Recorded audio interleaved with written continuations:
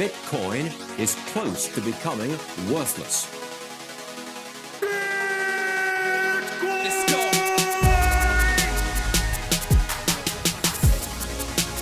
Now, what's the Bitcoin?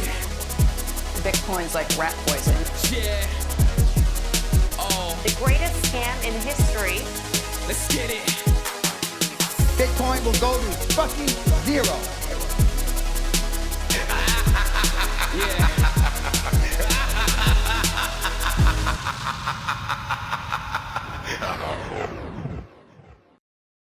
Welcome back to the Bitcoin Brief, the show where me and Q&A catch up every 2 weeks to talk about Bitcoin, privacy, open source, keeping your Bitcoin secure, and the news and software updates that matter. I just wanted to say a massive thank you to everyone who's been supporting Ungovernable Misfits, and a big thank you to Foundation Devices for supporting the show. If you haven't already checked them out, go to foundation.xyz. They make cypherpunk tools for fuckwits, and anyone can use this, even me. If you have any questions or you want to reach out, feel free and I'll be happy to go through things with you. For anything super technical, I'll pass you on to Q. If you want to buy one of these incredible passports, use the code Ungovernable. It will get you a discount and it will let them know that I'm shilling. I'd also like to say a huge thank you to the Cake Wallet team. Not only are they supporting this show, but they're also bringing out some incredible features. For those of you who actually use Bitcoin and actually care about their privacy and security, Cake Wallet make it incredibly simple for you to live outside of the traditional financial system. You can use Cake Pay within the app to buy gift cards for food, petrol, and whatever else you might need day to day. You can use silent payments, and of course, you can use Monero. You can connect both Bitcoin and Monero nodes, use coin control, and this team are constantly innovating, and I'm really excited to be working with them. If you have any questions, you can reach out to me, but check them out at cakewallet.com. Download the APK or start using this today on Mac, Windows, Linux, iPhone, or of course your Android device. Enjoy the show. Hello again, mate. Good morning. How are you doing? Very, very well. Very well. It was only a couple of days ago we spoke. It was Freedom Tech Friday once again. It was a fun one. Enjoyed that one. We covered spending your sats. Shock horror. How dare you? Yeah. That was a good one. Definitely one that I'm looking into, some of the things we talked about, and had a few messages and people asking things. There's a lot of audience participation and people with different ideas on it. So that was cool. Yes, sir. Was a fun one. Yeah. You busy weekend? Anything exciting going on? Not really. I'm away at the moment and the aircon where I am is not working. So I'm mainly just sweating my bollocks off. That's kind of my main pastime at the moment. Nice. It must be a little microclimate there. I didn't know it was this hot in the Shetlands. Yeah, well, we're away at the moment. Oh, I see. The place we're renting is very fucking hot. And where I'm recording now, got no aircon, and I think it's maybe like 30 degrees here or something like that. So, in fact, I am actually going to take my t-shirt off while I'm recording. Hold on a second. Look at you. Look at you. Well, quite the contrary over here in the old People's Republic of the United Kingdom at the moment. The clocks went back this weekend, so it feels very dark and wintry in the mornings and the evenings now, sadly. Yeah, I don't miss that. I don't miss that time where it starts just get more and more disgusting and the days get shorter and shorter and it's wet and it's cold and it's miserable. I can't say I'm envious of that. Yeah, stay in the Shetlands, mate. It's Shetlands would be worse than where I am. Shetlands is probably one of the worst places, isn't it? Isn't there one place in Scotland that's like the worst of the worst? That's like, I'm sure there's a place, and I can't remember what it's called, that for 10 years there's never been a day where there hasn't been any rain. Seriously? Yeah, someone was telling it to me the other day, a Scottish guy, and I was like, really? And they're like, yeah, I can't remember what the place was now. Someone will verify, probably Karen will verify this. But there is a place supposedly where it's never, or for 10 years, it's not had a day without rain. Like there's been the odd day where it's like a little drizzle or something, but pretty much it rains. Nice. We're really painting a picture for tourism to the UK at the moment, aren't we? So what's going on in Bitcoin land? Well, a couple of housekeeping stuff for me before we dive into the list. Reminder that Bitfest in Manchester in the UK is coming up just a matter of weeks away. Bitfest.uk, you can use the code Q&A10 if you want to get a discount on your ticket. To be clear, I don't get any kickbacks from that. Just a code that Mr. Day sent me to try to pump the numbers a little bit. So yeah, if you're in the local area and you enjoy rain, please head down to Manchester and come and say hello. What else we got? Foundation stuff. We spoke about Envoy 2.10 beta release on the last brief. That's now out as a main release, so go ahead and check your app stores or play stores and get yourselves updated. We released the security audit, both the report and the response for Passport Prime. So that is now available on our website and linked in the show notes for the technical people to go and kind of see what happened during our independent third-party audit by the Key Labs team, what holes they were able to poke and what we did to patch them. TLDR is basically they found a couple of very low severity risks. Other than that, it was a very glowing report, and any of the low severity stuff has already been fixed and will be part of the base firmware when we finally begin shipping, hopefully soon. What sort of low severity stuff are we talking about? Oh, you've put me on the spot now. Let me pull it up.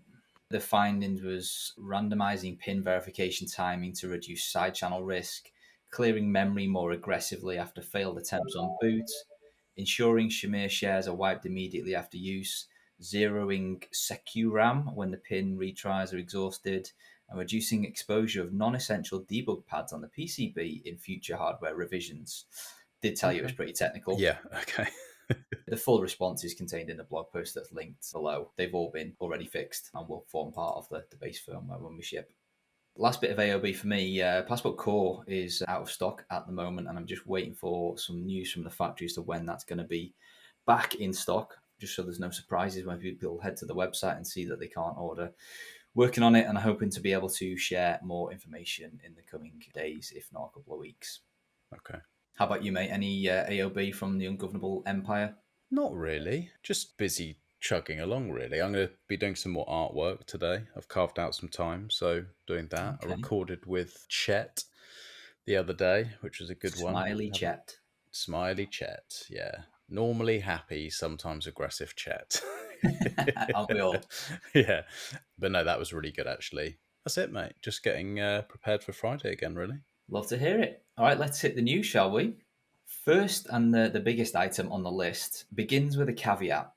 This came across my Twitter feed less than 12 hours ago, and I was sleeping for 8 of those, so I've had very little time to read into this and form a valid opinion. So I'm kind of relying heavily on some AI summary to help me wander through this, but I didn't want to leave it for another 2 weeks before covering it. So it's very hot off the press.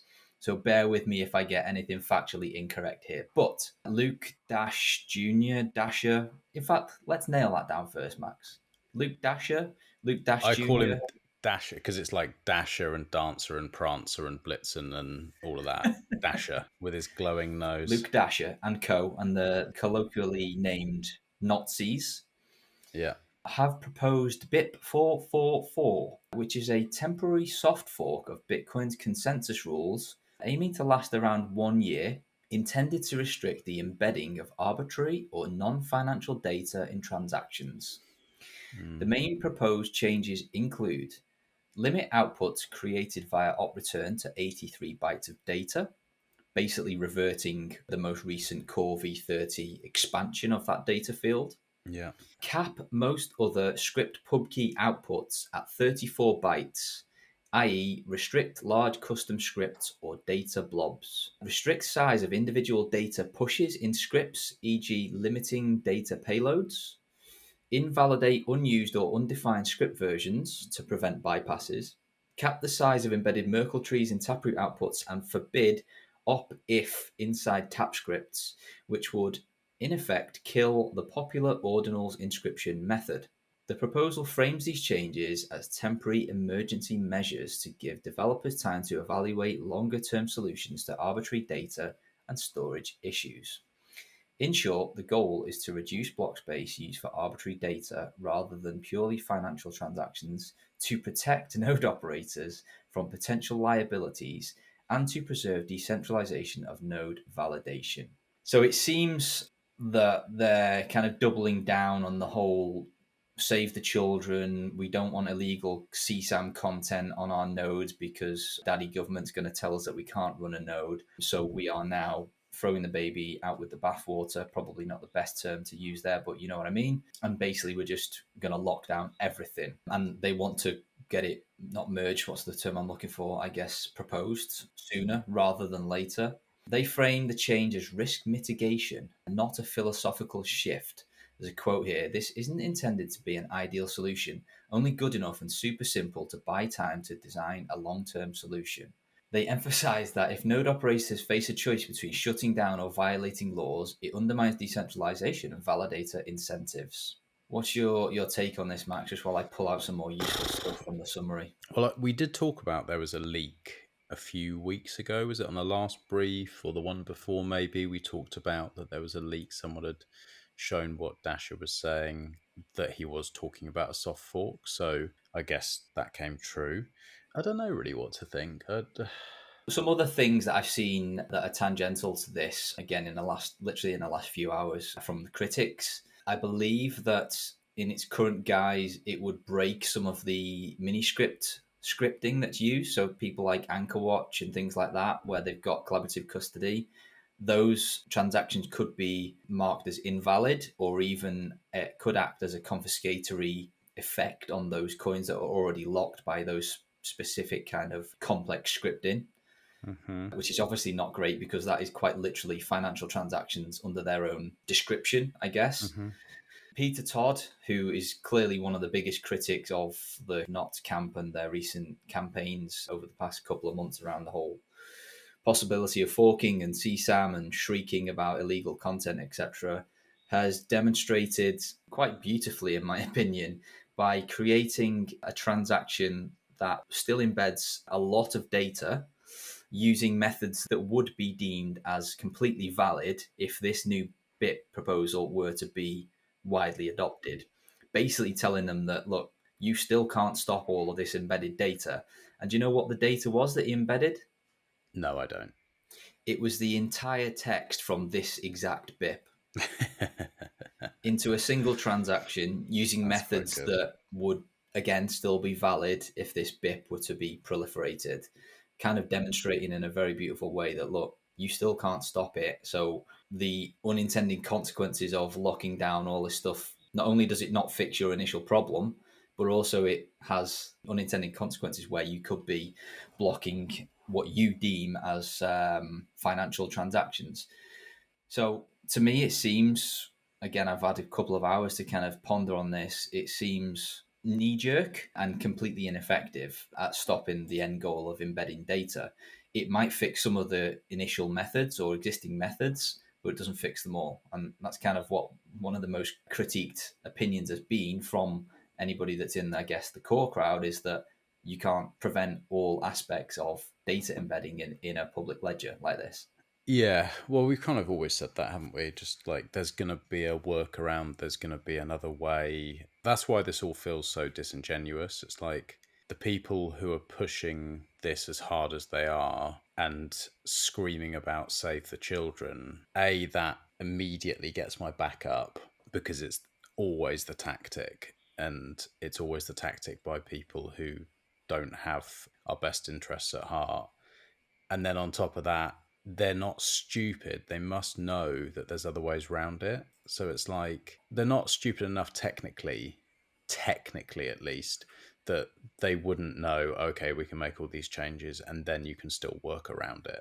Like, people find ways around things. So it definitely doesn't feel like a genuine thing. It feels like a lot of things have done in Bitcoin to me for a while now, an orchestrated way to create division, to take some type of control. It feels like it's coming from outside of the genuine Bitcoin user groups, and it feels a bit glowy. That's all I'll say. Yeah, there's some very questionable terminology used in this BIP as well. There's a quote here. I'm not sure which part of it. I've just got a screenshot. It just says, there are certainly practical concerns to take into consideration. And this reads very much like a threat. Rejecting this soft fork may subject you to legal or moral consequences, or could result in you splitting off to a new altcoin like Bcash. That reads to me like adopt this or we're going to call the cops on you, essentially. That might sound a bit hyperbolic, but that's the way it reads to me. Yeah, legal or moral implications. That is... Yeah, it definitely reads that way. It's stupid. I don't know. The only concerning thing, I guess, for me is like, where does it lead? Because it's not like people aren't listening. It's not like this is like one of the many attacks that I'm sure these agencies throw at us, but it seems like it's got a decent following of people, and a lot of the people who are following along and nodding along have quite large reach. And all this stuff is technical, and especially for newer users, it's really easy to sort of nod along and be like, yeah, of course we'll, save the children. Of course we'll do this. And like, oh, well, I don't want legal or moral implications. I don't want that on me. What is the worst case scenario if they get what they want? What happens in the fork? To be clear, it's a soft fork for now. Yeah. In the best scenario. I guess it could result in a hard fork. Let me think about how that would happen. I guess it would depend on miner adoption, right? Because if you get some miners mining on the BIP44 compatible blocks and then some miners not, you're going to get the BIP44 nodes rejecting any blocks that the other miners mine. And then the miners who are mining BIP44 compatible blocks, like it will be a hard fork at that point. One crowd will be deeming some blocks as valid, and other miners or miner groups will be deeming them as invalid, and nodes will be rejecting them. So it could, I guess, depending on miner adoption, result in a hard fork. And this would be supported presumably by like Ocean and like anyone who's in that little clique, which would make a lot of sense of why there was this massive Ocean push and why they were doing some weird stuff in the background. The people have to go back and listen through like what me and John have gone over the last year, and maybe John will listen to this and jump in, but they were doing some weird stuff, and it would kind of make sense because a lot of the things we were looking at were like, this doesn't make any sense what you're doing. Like, what the fuck are you playing at? And now it's like, oh, well, having some presence and having some hash would be valuable if you want to disrupt in this way. Yeah, it's just all so unclear at the moment. Like I say, it's all pretty new. I struggle to see how they would gain a majority of miner hash rate to get behind this, but we'll see. Yeah, we'll see. It's like a show that you wish had ended a couple of seasons ago, like it shouldn't have continued, and it just keeps coming out with more and more outrageous stupidity. I wish we could just turn it off, but we can't, unfortunately, because it does actually affect people. So, I don't know. I guess we'll keep reporting on it. Can't really say much more than that, but another weird move. Yeah, absolutely. Okay, next on the list, there was... Alby? Yes, indeed. Alby. Last week, a lot of, if not most, Alby users woke up to an email about a password reset on their account. Most of them had not requested that. So basically, somebody had been attacking the Alby service, basically trying to gain access to people's accounts. It doesn't appear that was the case. There's been some vulnerability within their system, basically, that they were able to gain access to the emails of their users and then send through password requests. But obviously, unless you've got control of the email address itself, then you weren't able to gain access to the account. Alby were claiming that many of the requests are likely for emails that had been included in some data breach or have been publicly exposed by their owner. And password request emails have also been requested for Lightning addresses, which falsely exposed the user's email addresses. So I think that was it, basically, where the attacker was able to somehow get the user's email address from the Lightning address associated with an Alby account. Right, okay. But as many users post their Lightning address on profiles like Noster, they should not be exposed, and the fix has been deployed immediately. Generally, there should be no way to display a user's email address, and we have failed here. Yeah, there you go. About 5,500 password reset emails have been requested by the attacker. So there's no massive cause for alarm, I guess, because like I say, there's no evidence that any accounts have been compromised. But the email address associated with your Alby account, if you're an Alby customer, could be exposed, as in somebody knows that this account uses this email address essentially. Yeah. Might be a good idea to change that, but like again, it's not the end of the world, especially if you're somebody like me where my Lightning address is public and I use Alby. Then it wouldn't have took you much to work out that it's already public information. Exactly. Yeah. Well, it's the same here because obviously we use Alby as well, but then it's under the ungovernable stuff and emails and everything, and so it's like, well, I don't know. They already know who it is, so I don't see that as a risk particularly. Very nice. Next on the list, bit of positive news, mate. Solo miner found a block. Ooh. And not only was it a solo miner, it was a solo miner that was mining using public pool on their Umbrel, completely self-sovereign. So it wasn't like they were pointing their hash to CK pool, which would still be very cool. They were doing it all on their own. That's everything very cool. in-house. Yeah. And it turns out they had about 120 terahash. They had like 6 of the beefiest bit axes that you can get now with like multiple chips on them. So it wasn't like it was just a single machine. They had a fair amount of hash rate, still less than a single modern day S9. Yeah, a lot less. Yeah. Yeah. But the fact that they've won the best part of like $350,000 just from having a little setup at home pointing to their own node is cool as fuck. Yeah, that's really cool. Are they public about it? Well, they must be, because otherwise we wouldn't know their setup. We knew the setup because the block header says or something to the effect of mined by public pool on Umbrel. So we knew it was a solo miner, but the person came forward in the Bitaxe Reddit posting photos and communicating that it was them and that they had what hash rate they had and everything like that. So very cool. A very cool point here as well is that the difficulty, and hopefully you can help me here, I think the difficulty required was like 212G, whatever that means. And they hit 2.08p. So they didn't just meet the difficulty target, they smashed it to smithereens. Maybe it was best that we leave it for John to kind of do the maths here, because I know this is his forte. Yeah. But all that to say is that like the odds were low. Even with these little solo machines, the odds of this actually happening are very, very, very few and far between, like astronomically rare. But when they did meet the target, they beat it by an order of magnitude rather than just like creeping over the line. Very nice.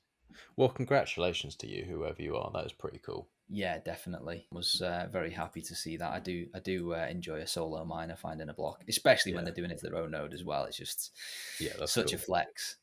Yeah. All right, next on the list, this is a very cool, another new BIP actually, BIP proposal, should I say, coming from some of the guys behind the BitKey product. And it's called Chaincode Delegation. The idea behind Chaincode Delegation is simple. Users should be able to benefit from collaborative multisig without revealing their wallet balance or transaction history, which is a great framing, but allow me to kind of dive a bit deeper. If you interact with a service like Casa, Unchained, or Nunchuk, although I think Nunchuk might have protections against this already, but definitely with Casa and Unchained, where you'd hold 2 keys, maybe one on your phone, one on a passport, and then they hold a third key, so that under normal operation, you're the sole custodian, they can't steal from you, but if the shit really hits the fan, like you die or you lose a device, then Casa or Unchained or whoever the third-party service is can help you get out of the shit by using their key so that you can move your funds to a new wallet where you are once again the sole custodian or the majority key holder. Does that make sense? Mm-hmm. So a very useful service, right? Especially for people who are less technically competent or just don't have confidence in their inheritance protocol. That's where these things really shine. But they do have a massive trade-off. Used in the most naive and simple way, and the way that has become common over the last 5, if not longer, years, is that the third party can see all of your transactions because they are a part of the wallet. Yeah. That's just been normal operation. So if I was a Casa customer, they could see my balances, they could see every address I use, wherever I do my spend to, wherever I receive from, everything, the whole shebang, for as long as I use that service. Terrible from a privacy perspective, especially when most of them require you to give your government ID to sign up as well. Up until now, there has also been a mitigation proposal that has not become widely adopted that kind of aimed to fix that problem that I've just outlined. We covered it a long, long time ago, and it's called blinded expubs, where essentially it aims to fix this problem by not giving the third party all of the wallet details. They still hold the third private key, so they are able to sign from you, but you withhold all of the private information, such as the balances, the addresses, etc., up until a point where you need their help. So they're completely in the blind up until you need their help, and then you say, all right, okay, here's all the rest of the information you need, help me out. Still with me? That makes sense? Yeah. Well, that's not a bad trade-off, to be honest, because Absolutely you sort not. of hope that you shouldn't need that. You hope you should never need that. Yeah, indeed. I saw somebody commented wherever this was posted, and it was a great kind of summary of it, is that blinded expub thing has like a big blast radius where it's like a one and done type thing. As soon as you need their help, they learn everything, they see everything, all of the future transactions, and of course all of the history as well, the whole balance. So it's kind of like a pull the pin out the grenade and then it's gone off and you've lost all privacy at that point. Obviously, that's probably a fine trade-off for most people because the alternative is you lose all of your Bitcoin. So it's like deemed acceptable by most people. Where this new proposal comes in, called Chaincode Delegation, basically is that it modifies how multisig arrangements share information. So instead of giving cosigners access to the full chain code, that chain code part is like the crucial part here, and it's very, very technical. I'm not even going to try and attempt it. So just stick with me at a high level. And if you're interested, read the blog post in the show notes. So instead of giving full access to that, it withholds them entirely. When a transaction requires a signature, the user shares only the minimal information necessary to sign that specific transaction.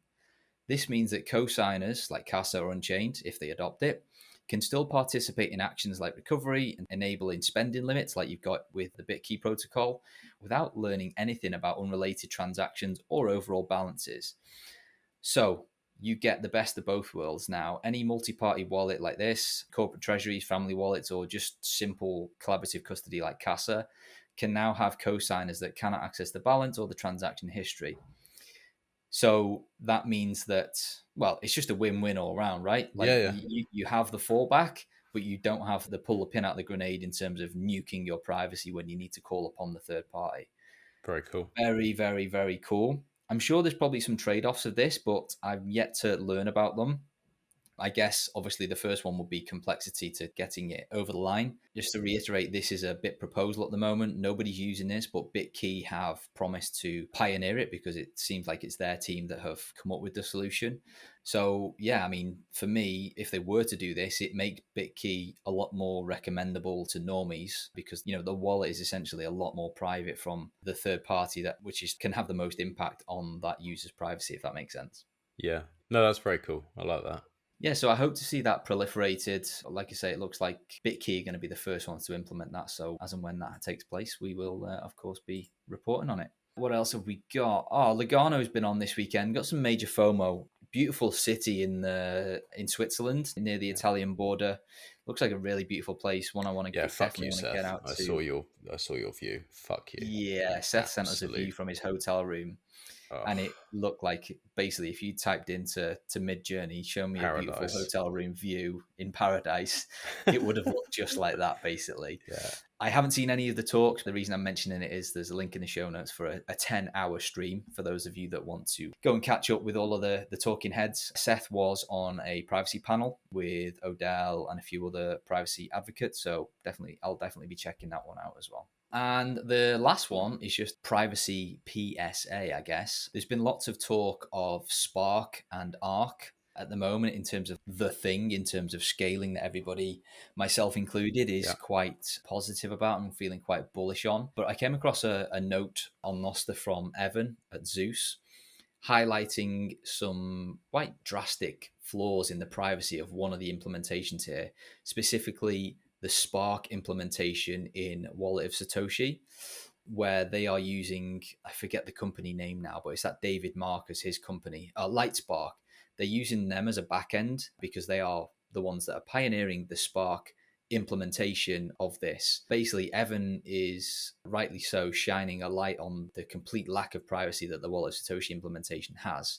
He says, in case you missed it, if you have someone's new Wallet of Satoshi Lightning address, you can look up all of their payments on the Spark Transaction Explorer, which is fucking horrible. Nice. I believe that this is something that can be quite easily fixed by the Lightspark team who are running the back end here for the Wallet of Satoshi Spark implementation, but that has not been fixed or publicized at the moment, which is why I'm talking about it here, because Just use Lightning, bro. Privacy and stuff. yeah, so it seems like, to be fair, Ben the Carman here as well has actually made a little tool literally called Spark Invoice Doxer, where you basically paste in an invoice from somebody's wallet Satoshi wallet, and it will just give you all the information that it gets from the Spark Transaction Explorer to show balances and payments and stuff, which is fucking horrible. I believe that not all Spark implementations have this downfall. I believe that the Breeze guys have done it in such a way that this is not an issue,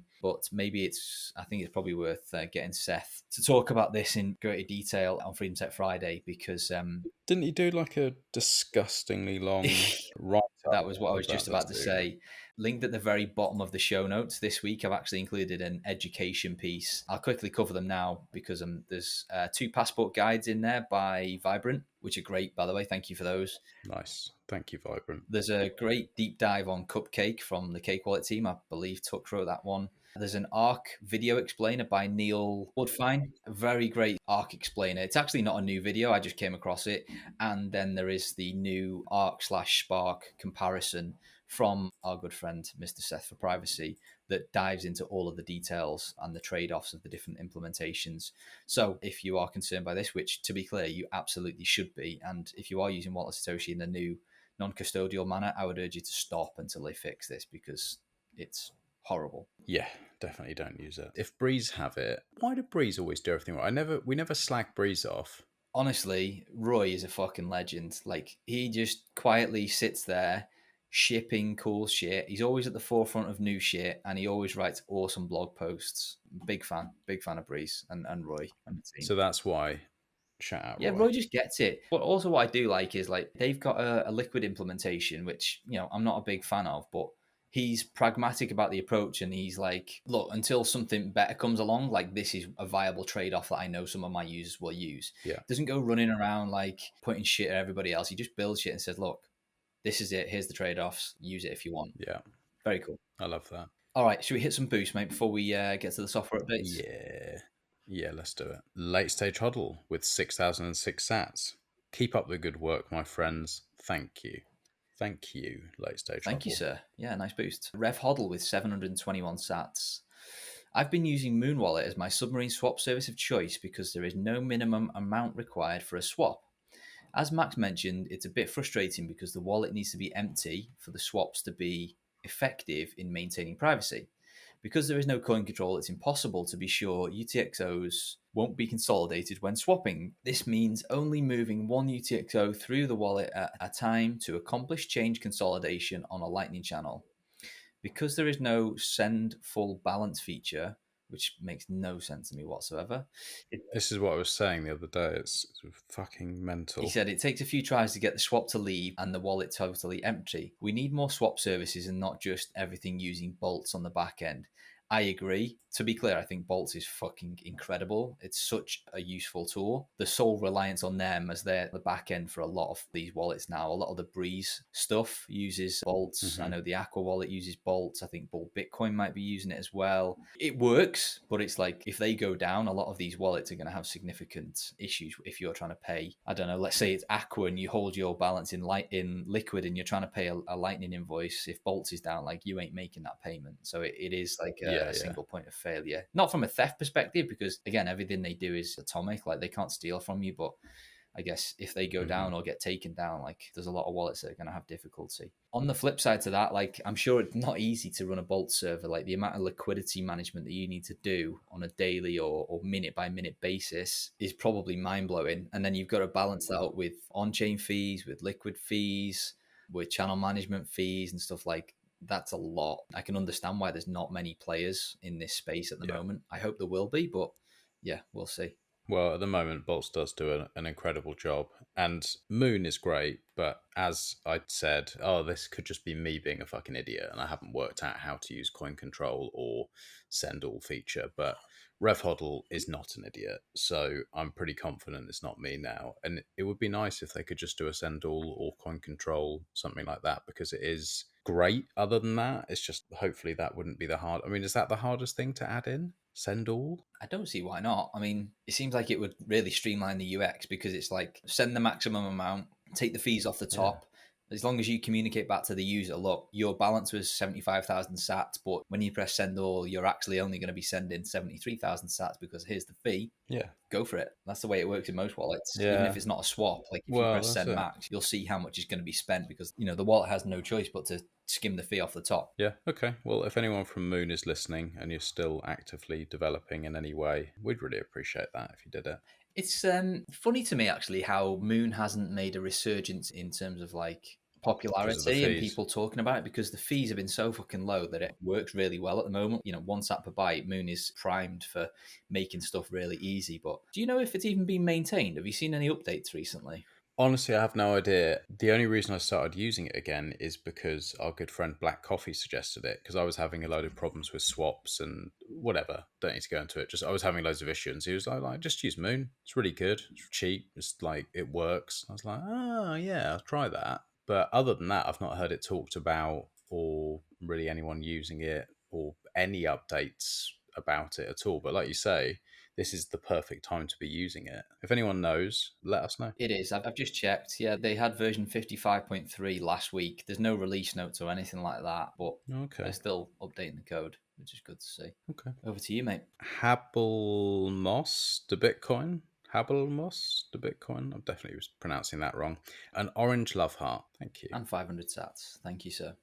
Yeah, and 500 sats. Pies. Hey, chingity ching. With 121 sats. Salute, strong arm, mushroom. Emojis. Eric PP streamed 560 sats. Chad Farrow streamed 1,780 sats. Thank you, sir. Kaz Peeland with 900 sats. And Block 7 streamed 860 sats. Thank you all to the streamers and the boosters. Yeah, thank you very much. Right, mate. Once again, I'm going to let you choose. Updates or questions?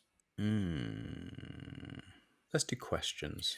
Oh, okay. I'm going to let you tackle the answer to this one first before I do. It comes from Tam Tam Bam on Noster, who originally tagged it for Freedom Tech Friday, but I thought it was worth us covering it here. They said, I'm thinking in the context of building your non-KYC stack, when consolidating your UTXOs, one compromised transaction could lead to the ownership of all other UTXOs being revealed. Correct. So rather than consolidating your coins in your wallet, would a better method to be to pay your entire balance through PayJoin to one address? Would this be enough obfuscation to not connect all those UTXOs to one owner? Or are there any other methods you would recommend? Yeah, my recommendation would be don't consolidate unless you really have to. Unless you've got really like stupidly small UTXO sizing that's just not going to be useful, I would say leave it personally, because every time that people worry about fees, it's not long until we don't worry about them. What seems like a small UTXO today in sort of a few years, then suddenly it doesn't look so weird. Like I look at some of the UTXOs that I consolidated, 4 or 5 years ago, and now I'm like, that I didn't need to do that. Mm-hmm. That's like more than was necessary. So consider not consolidating, and then if you have to, I would hope that you label well enough that you don't mix. Like, for example, if you're buying from a KYC exchange, a load of them, and then some of them are, non-KYC from mining or buying from peer-to-peer or something like that. If you label them properly, then you could safely consolidate all the way. Like, say you bought a load from Coinbase and you've got 50 UTXOs. They already know that you've bought and they are tracking you. So consolidating those, I don't think is so much of a problem. And the same if you're buying from one entity who's non-KYC. I'd probably do that if you're going to consolidate a tool. In terms of the PayJoin stuff, I don't know. Q, you're going to know better than me on that, but I don't think it would be a good idea.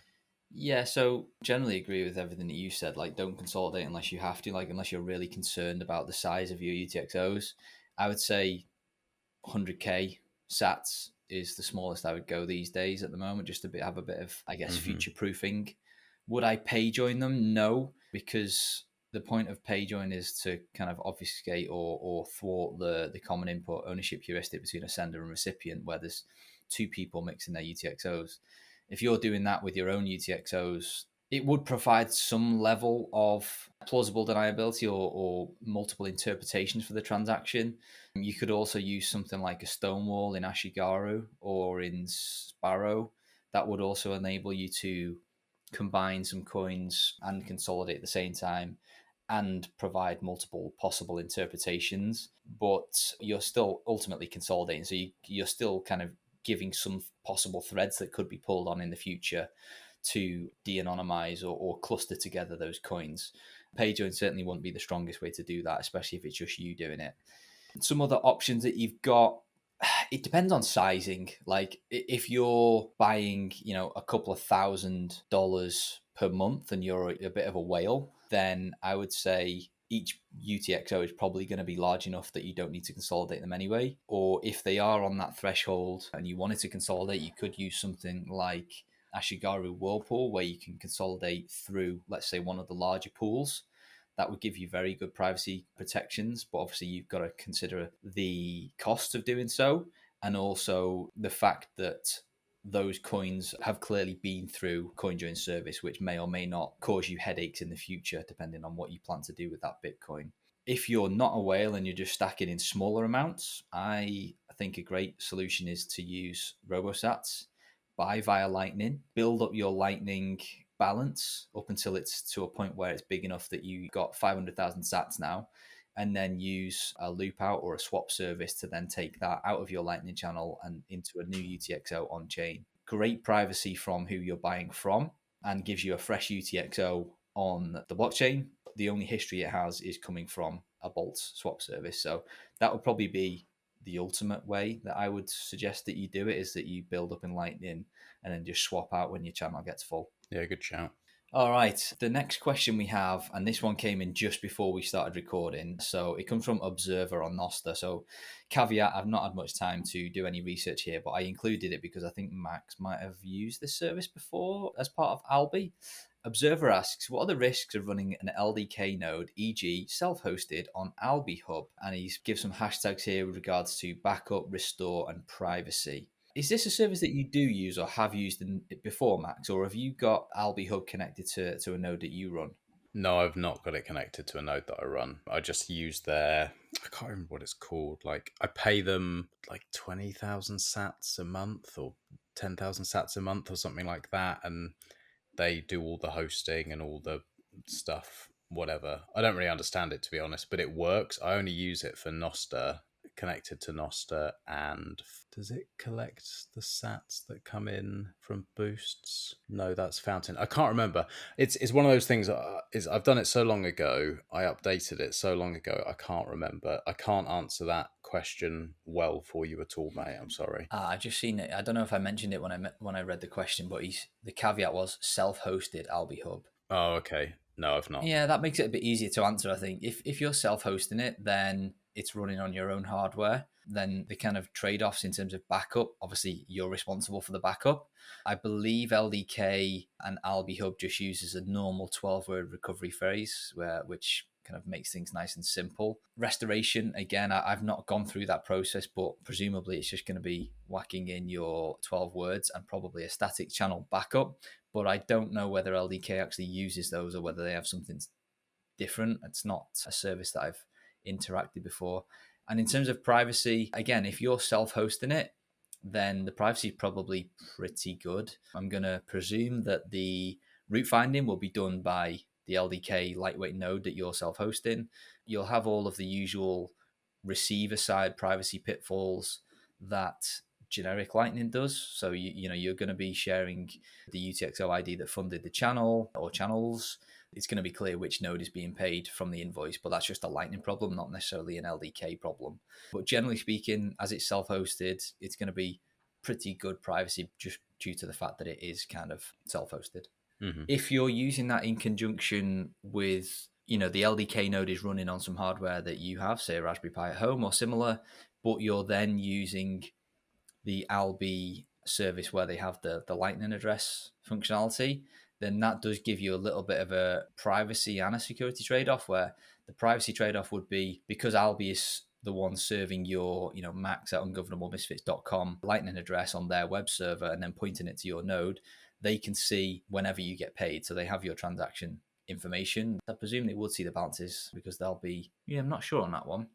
And then the security risk is that, again, because they're the one hosting your Lightning address, they could, in theory, not ping your node, your LDK node, for an invoice when somebody wants to pay you, and they could give an invoice from their own node, so that when somebody's paying max at ungovernablemisfits.com and it goes through fine, it could be going to a malicious Alby because they're the one hosting the Lightning address. But again, that's not specific to LDK. It would be quite silly for them to do that, of course. though. Yeah, absolutely. Because they'd quickly get found out, and Lightning invoices generally aren't massive, so it wouldn't take long to destroy their business. Of course. So it is a risk. It is a risk, but it's kind of maybe one that people shouldn't worry about too much. I agree. They're financially incentivized not to be dicks. Right, mate, should we hit the updates and releases? Let's do it. The Trezor guys had a rather large event last week to announce the launch of their new Trezor Safe 7. Seems that they invited every possible influencer on Bitcoin Twitter, which ironically, not many of them were open and honest about the fact that they were, all expenses paid to go out there and talk about the device. Some were, in fairness, but not all of them were. So they were all seen having what looked like quite a lavish party, a launch party for the new Trezor Safe 7. Which includes the long-awaited Tropic Square is the company. I think it's called Tropic 01, their, quote, open source secure element. The reason I say, quote, open source is I believe it doesn't actually fit the open source definition. I'd need to look into technically why, but I've just spoken to a couple of engineers and it's more open than most chips, but not fully open source is the fair assumption that I've been told. Is it a step in the right direction compared to other chips in terms of openness and auditability? It seems that way. Yes, absolutely, to be perfectly fair.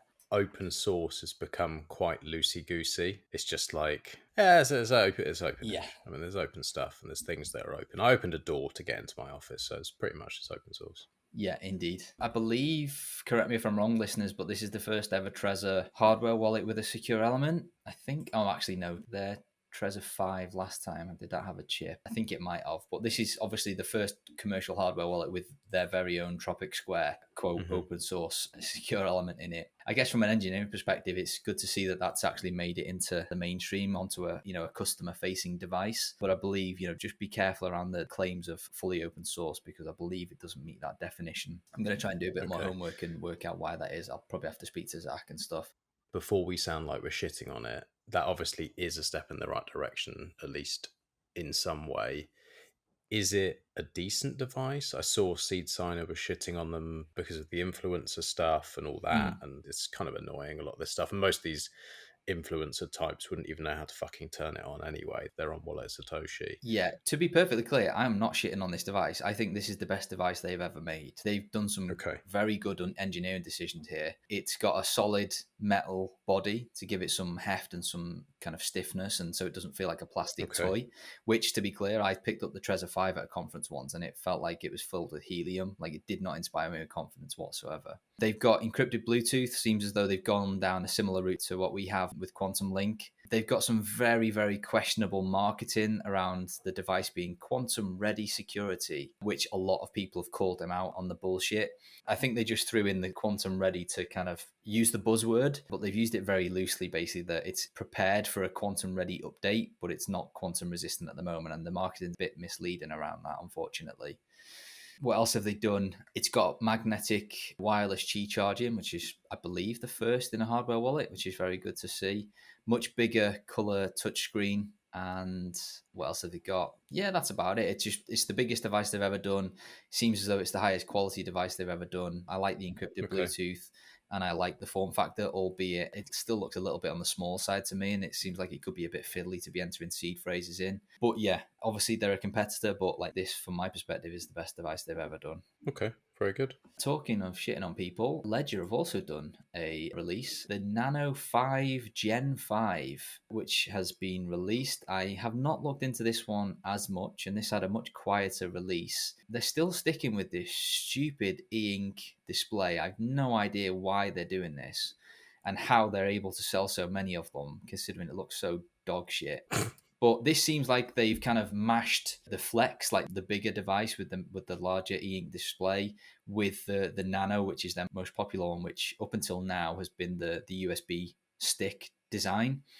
This is kind of like a squashed down version of the both, essentially, where it's got an e-ink touchscreen display, but it's much, much smaller and it's kind of rectangular in shape. Other than that, I don't think it's got any new features worth shouting about.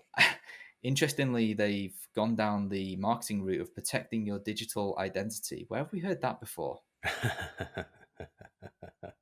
Oh, they really can't talk. Yes, yeah, indeed. So I don't know what this is going to market at. Is there any pricing on the list? No, I can't see any. I just can't wrap my head around this whole e-ink display for a hardware wallet. It just doesn't seem to make any sense whatsoever. Like, who wants to interact with one of those when everybody's used to like really bright OLED displays on their phones? Like, it just feels like such a backward step. Yeah, I don't know. Maybe they're trying to be all cool and retro, or it's not even really retro though, is it? I don't know. I haven't used Ledger for a long time. Me neither. They let everyone down in such a big way. Yep. But Zach seems to be a massive fan of them. The same UI as the Flex on a smaller screen. Like, it doesn't seem anything groundbreaking. It just seems like they've shrunk the Flex and put it in a cheaper designed housing, I guess, $179. So as things stand now with hardware, we've talked about this loads of times, but like if you wanted to have multiple devices from multiple vendors and you were using Multisig, what would be your go-tos? Obviously Passport, but would you still say Passport, maybe Seed Signer? Is there anything else that you'd currently throw in there or not? Honestly, I wouldn't use Seed Signer for my use case because I don't trust that my wife would know how to load a seed into it and deal with it. And, like, it's just unnecessary added complexity. That's not an attack on the device itself. I think in the right hands, it's one of the best options on the entire market. But for me and my inheritance use case, like, I don't want my wife having to deal with loading seeds into shit. Like, it's going to be a struggle for her to know the pins to all of the devices. Like, just, I want to keep it simple. Fair enough. Yeah, I don't know.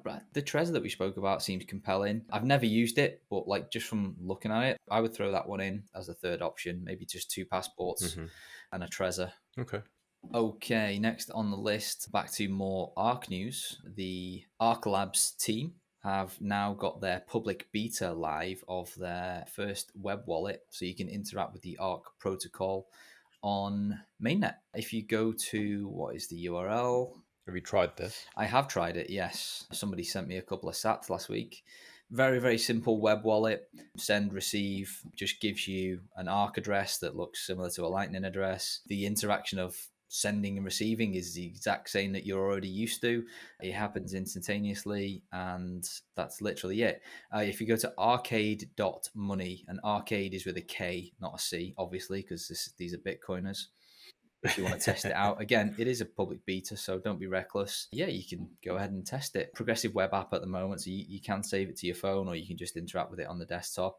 Yeah, good to see it make it into fruition. This is basically the wallet that I used when we went to Baltic Honey Badger. It's the same thing, just in a more polished version that's ready for public beta testing, essentially. So once again, good to see more of the Arc ecosystem being built out. Signpost you to Seth's article linked in the show notes if you want to learn more about this sort of stuff. Speaking of Seth, Cake Wallet version 5.5 has been released. I believe they also quietly launched 5.5.1 with some bug fixes and enhanced Trezor support last week. The headlines here, just support for the new Trezor device, support for a Bitbox device on the Android app, to be clear. iOS continuing to make things more difficult there. I think that's the main Bitcoin related stuff. Yeah, so it's just hardware wallet support for those two devices. Okay, next on the list. This one had much fanfare last week as well, Max. I don't know whether you saw it, but the Bull Bitcoin team have released publicly the Bull wallet. Seen anything about this one? I haven't actually, no. What is the Bull? Hold on. Is this something like they have PayJoin built in or something like that? Yeah. Is that what they did? It's come out the box pretty fully featured. I got a sneak peek in Madrid. I was with Ben Kaufman, who now works over there, which is, a great indicator for a company if Ben Kaufman works for them. Yeah. Headlines, fully open source, MIT licensed, reproducible builds coming soon. Operates on top of BDK, similar to Envoy. Uses BIP39. You can connect to your own nodes. Supports coin selection labeling. Mempool-based fee algorithms. Bitcoin only. You can use watch-only wallets. It supports Passport, although I believe that's a hidden feature at the moment. But they've got support for most of the hardware wallets about to land. What else do they do? BIP85 secret derivation, testnet support. It supports Bitcoin, Lightning, Liquid. It's got a good way of segregating your cold storage if you've got a hardware wallet connected. I think they call it your spending balance, which is basically under the hood. I think it works similar to Aqua, where you hold your balance in Liquid and then you're able to either receive or spend to on-chain or Lightning via, again, the Boltz team. So whilst this does have some significant trade-offs of anything within that spending wallet is on Liquid, so you are not custodying the Bitcoin, it makes like onboarding very easy where, you have the traditional send and receive, you don't have any headaches of channel management, and you can still pay on-chain or Lightning or obviously Liquid because it is under the hood a native Liquid hot wallet essentially. One cool thing as well that I didn't know until I heard Francis talking about this is that they have auto swap feature for the hot wallet. So if you reach 1 million sats in the spending balance, which again under the hood is funds held on Liquid, it will automatically swap the funds into a on-chain BTC wallet. It'll do that automatically for you. That's quite good. And you can change that threshold as well. So you could down dial it if you want to, if you're only comfortable with holding 50,000 sats or 100,000 sats on Liquid, such that once you reach that balance, the next time you open the wallet, it will automatically do a swap and then send the funds to an on-chain hot wallet, again, controlled by the same private keys because it's all done on BIP85. That's quite cool. Yeah. And so when they're developing this, obviously Bull Bitcoin is it's an exchange as far as I was understanding it. So it's a wallet that anyone can use, whether you're using their exchange or not. It's just a completely separate product. That's right. Yeah. You don't need to be a Bull Bitcoin customer to use this. It's just an open source application that complements their exchange services as well. So obviously, if you are their exchange user, I believe you can do like auto withdrawals to your Bull wallet. Connecting the app to the Bull Bitcoin exchange is entirely optional, but when you do, the experience is truly magical. Yeah, and they've also got silent payments coming in the next release, Arc network integration. So if you don't like the Liquid trade-offs, you can use the Arc implementation as well. Secure and anonymous metadata backups, add support for all major hardware wallets, Nostr-based anonymous chat, Lightning node addresses, Multisig wallets, and miniscript. Like they've got big plans. Like this is going to be a do everything wallet type thing. So I hope they can achieve all of that whilst maintaining the somewhat simplistic UI that they've currently got, but that's going to be a tall order. Nice. Good to see. Yeah, and if you're interested in learn more, Francis was on Citadel Dispatch with Odell last week. That I thought was a very interesting conversation as to how it's got to here and what they've got planned in the years to come, some of which I've just headlined. Okay, next on the list, we spoke briefly about this on Freedom Tech Friday. So if you want a deep dive and you haven't heard it, somebody asked a question about the new Bitcoin for Signal project, bitcoinforsignal.org, link in the show notes, where basically somebody has done a fork of Signal to demonstrate how eCash can be embedded into the Signal protocol to enable basically sending funds, Bitcoin, albeit custodial Bitcoin, within an eCash mint to your friends or anybody that you speak to on Signal. Again, we've done a deep dive on it. The implementation seems very cool, seems very slick, but again, it's a custodial solution that you should be very aware of the trade-offs of. Do I think Signal's ever going to implement this? No, I just don't think they're going to do it, because to do it properly, they'll probably need to be the mint runner, and then that opens them up to all sorts of regulatory hurdles. I guess they could do it where users can choose their own mint, but for me, it doesn't seem like Signal have bought into the idea of Bitcoin or eCash enough at the moment that they would go ahead and do this. What are your thoughts?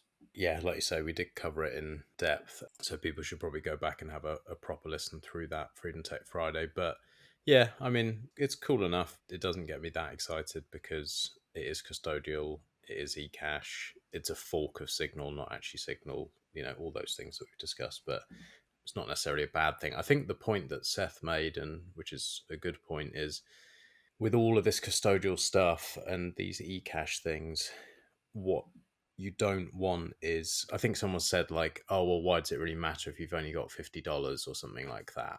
And his point was good. Like I was saying, oh, well, $50 can be a lot to some people. It might be nothing to you, but it's a lot to some people. And that could be very detrimental to their lives if they lose it. But he actually was saying, well, also it's the trust thing. And so if someone gets rugged using Bitcoin, they don't distinguish the difference between the two and actually having custody and not having custody. And once they're rugged once, their trust is gone.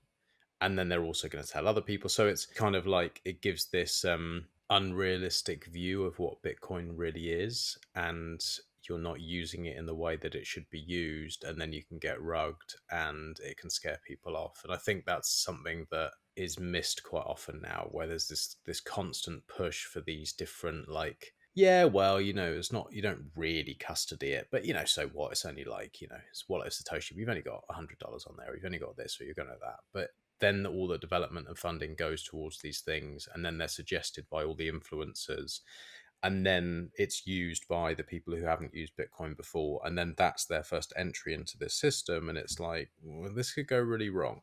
Yeah, this is why I agree with all that, by the way. This is why you've heard me talking a lot more about Arc and Spark in the last couple of months, because it seems to be able to fix the UX problems that Cashew undoubtedly fixes. There's no channel management or all that. It's just a case of you can receive as soon as you have the wallet, like it's ready to go. Arc enables you to do that as well.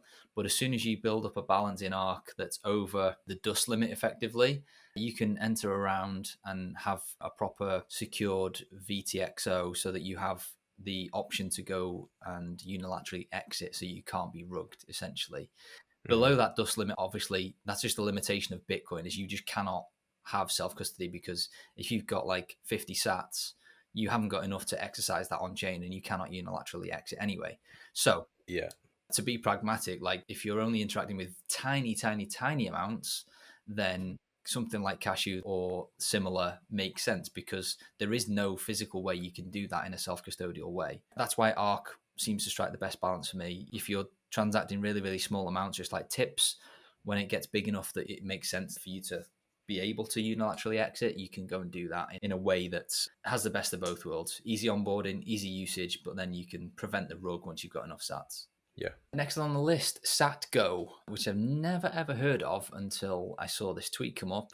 The latest SatGo update on iOS (brackets Android coming soon) introduces, would you guess it, the Spark network support, enabling instant Bitcoin payments and seamless cross-chain bridging all inside the app.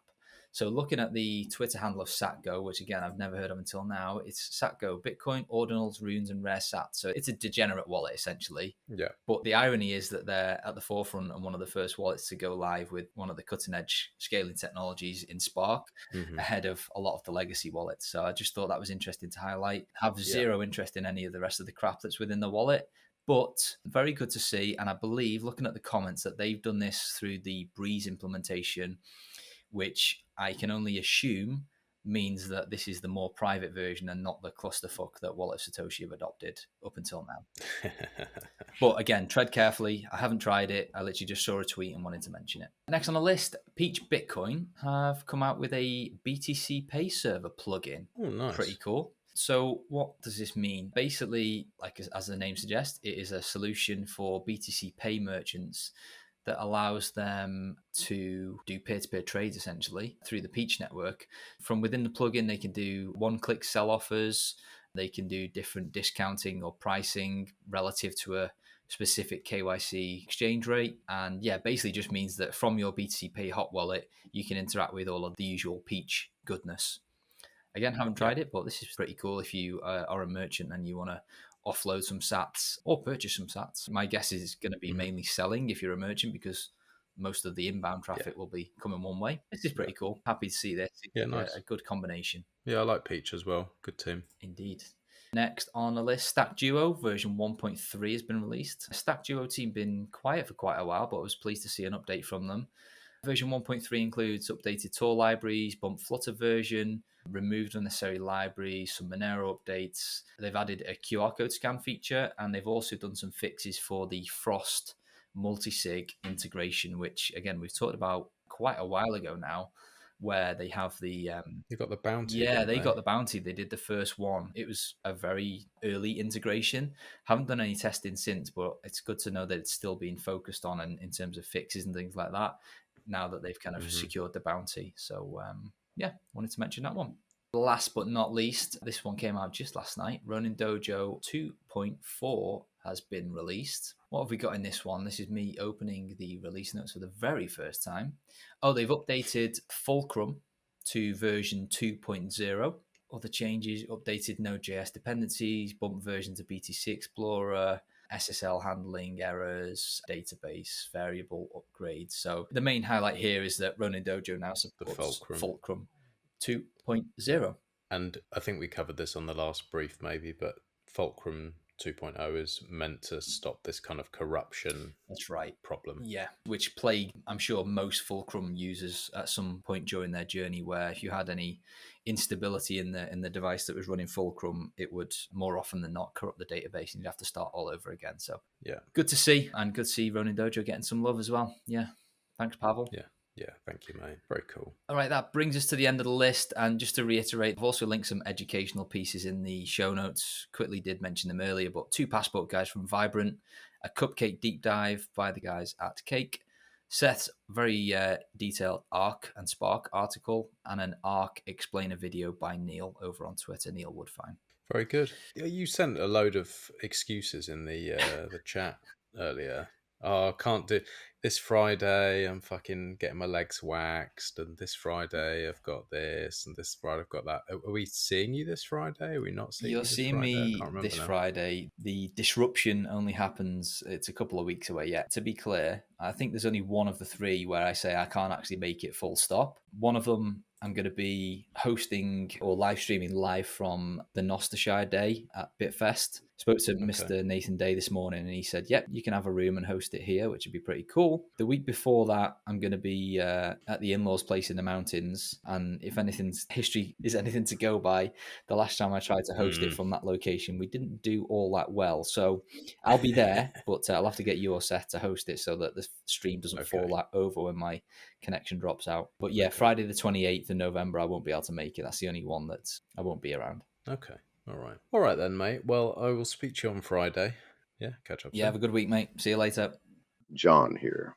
I've hacked into Max's storage and added this section as Q. And Max forgot to cover the stats that BTC Wrestle worked so hard to collect. Pretty ungrateful and unprofessional, if you ask me. So, here they are. RoboSats, 38 public buy orders. 88,210,769 sats. Book liquidity, 0.24662708 Bitcoin. Contracted 24-hour volume. Ashigaru, Whirlpool, down 5.63 BTC since last brief. BISC, 24-hour volume, 0.2692 BTC, 7-day volume, 1.115 BTC. Also, BISC came out with their mobile app. Thanks to BTC Wrestle for taking the time to collect these stats. Max, Q, do better. Before you go, miningbox.io help keep your online presence hidden. They provide anonymous server hosting solutions, virtual, private, and dedicated servers, domain registration, and DNS parking. They don't require any of your personal information, and you can purchase using Bitcoin, Lightning, or Monero. No personal information required. None. Zero. miningbox.io. Stay ungovernable.